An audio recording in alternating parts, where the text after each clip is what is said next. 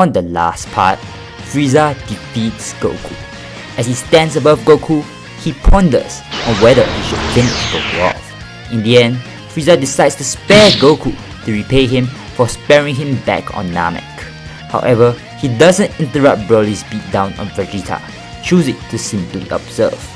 However, when Krillin fires in to try and assist Vegeta, Frieza immediately knocks him out, threatening the rest that if any of them try to make a move, he would kill them. Vegeta gradually loses more and more ground until Broly finally finishes him off with a mouth beam.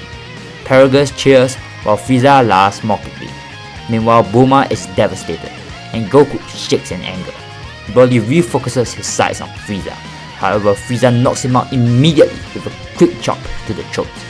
Frieza then forces the Z Fighters to find the Dragon Balls, in which he wishes Shenron to make him taller. With that wish out of the way, Frieza kills Shenron before departing.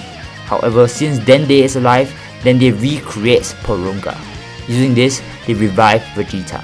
Gohan, Piccolo and Trunks then go into the time chamber to train, while Goku and Vegeta begin their specialized training on Beerus' planet. How will things unfold from here? Well, these are all questions we'll answer today on Dragon Ball Super.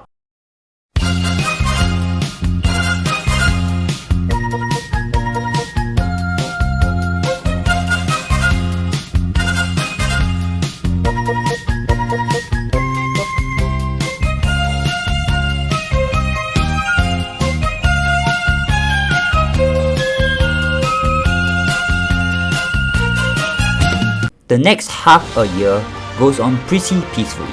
Gohan, Piccolo and Trunks stay in time chamber for a year, which is one day outside. Piccolo, however, did not increase in power that much and is still his regular old self, no new forms or anything. Gohan has reattained his mystic form though, so he's still pretty far away from awakening anything new. Trunks has mastered his Super Saiyan Rage form, making it much more efficient. Trunks and Mai had decided to stay in the present timeline for now to help out, much to Beerus' displeasure. He wanted these time travelers out of here right away, but they refused to listen to him. Goku and Vegeta are making good progress in at least tapping into these new realms of power, Goku being able to tap into Ultra Instinct Omen. However, the power was still very fleeting. Vegeta had slightly better luck accessing Ultra Ego though. At times, he was able to tap into it and maintain that level of power. However, he couldn't fully utilize it and would revert back to his base form at times. This was all due to the mindset Vegeta held. He couldn't keep a tight leash on his emotions, as he had to maintain a cruel and careless facade in order to tap into this power of destruction. However, Vegeta didn't want to become the person he was back then in the Saiyan saga, so this caused him to feel very conflicted. Now, we venture onwards into the Tournament of Power. As usual, the Grand Priest gathers Beerus, Goku and Vegeta, and Whis at the land of the Supreme Prize. He informs them of the date of the Tournament of Power. However, immediately afterwards, he gives Goku an hour to gather 2 more fighters to participate in the Xeno Expo. Goku looks at Vegeta, however Vegeta declines Goku's offer. He has spent enough time away from Bulma, who was already pregnant, and this tournament wasn't really of high stakes anyways. So Goku goes back to Earth to recruit Gohan and Trunks. Gohan, who has just trained in the hyperbolic time chamber, isn't rusty whatsoever. So the first round, he destroys Lavender with ease, despite the poison being a little tough to deal with. Trunks, who has never stopped training and in just Super Saiyan 2, completely dominates Beizong. In the third round, Goku defeats Bergamo as usual, and then gets interrupted by the Grand Priest before he gets to fight Toppo. Now, the team recruitment begins, and most of the members are the same: Goku, Gohan, Piccolo, Android 17 and 18, Vegeta after Whis helps Bulma give birth, Krillin, and Roshi. One new member is Trunks, and now the team got to decide on the last remaining member. Beerus immediately wants to recruit Frieza. At this point, Beerus just wanted to survive the tournament.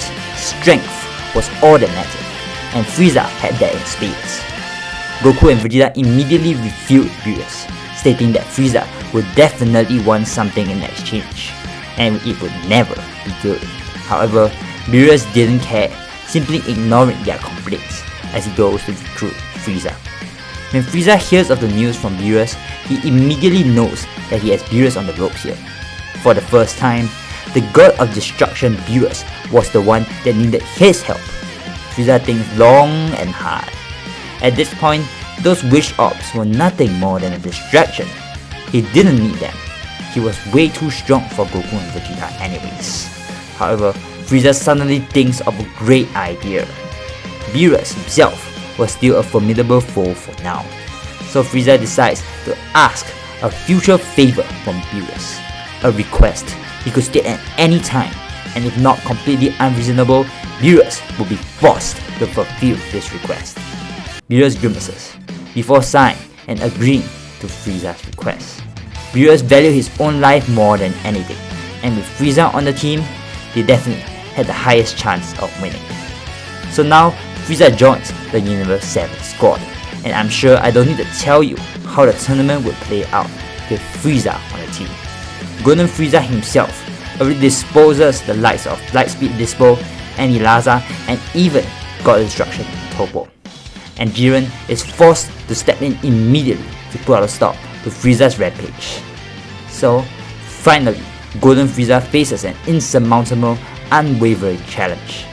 However, Frieza didn't just have his golden form. No, he had something new, something far above his golden form. And Frieza decides to show off his new realm of power, its power far eclipsing anything has ever seen. And for the first time in his life, Beerus shivers in fear. Frieza was right next to his level of strength. Unfortunately for Jiren, even at his full power, he is merely a plaything to Black Frieza, an ant to a giant. Frieza single-handedly wipes out all the universes and is granted the wish for the Super Dragon Balls. Obviously, this is really bad news. Frieza has no idea what to wish for though, and decides to just use the wish to grant him immunity to the Xeno's erasure ability, the one thing his ever-growing power could never work around. And it works. The wish is granted, and Super Shenron departs. Goku and Vegeta are devastated. The rest of the universes will never be revived. But Universe 7 is further out of luck, because the Xenos decide to erase Universe 7 as well, with only Frieza left standing. If you recall, the Xenos actually were going to erase Universe 7 originally if the winner of the Tournament of Power didn't wish to bring all the universes back. So that's what the Xenos did. However, since Frieza is immune to the Xenos erasure, this caused him to be the only one left standing. Frieza scowls in anger. Now that everyone was turned to dust, what was he to do? Frieza is transported to one of the remaining universes where he continues his reign of terror. However, he will continue to feel unsatisfied at how things had played out. With this terrible ending, we end off this series. Yes, personally I feel like this was a bad way to end it. However, I felt like going with a more realistic approach this time around. Hope you guys still enjoyed the series as a whole. And with that, I'll see you all in the next one. Stay tuned.